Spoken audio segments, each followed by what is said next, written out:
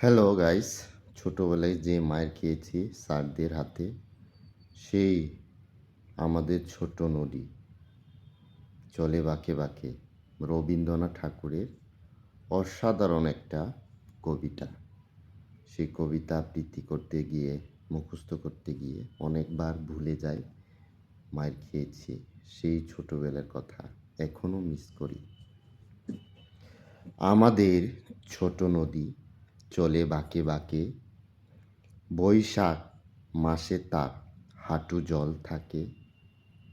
পার হয়ে যায় গরু, পার হয়ে ঘাড়ি, দুই ধার উঁচু তার, ঢালু তার পাড়ি। চিক চিক করে ভালি, কোথা নাই কাঁধা, এক ধারে খাস বন, ফুলে ফুলে সাদা।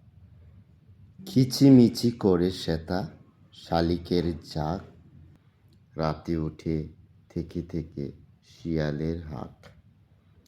ধীরে ধীরে ছেলে মেয়ে নাহিবার খালে, গামছায় জল ভরি গায়ে তারা ঢালে। সকালে বিকালে কবু নাওয়া হলে পরে, আঁচলে চাকিয়া তারা ছোট মাছ ধরে। আষাঢ় বাদল নামে নদী ভর ভর, মাটিয়া ছুটিয়া চলে ধারা কর ধর।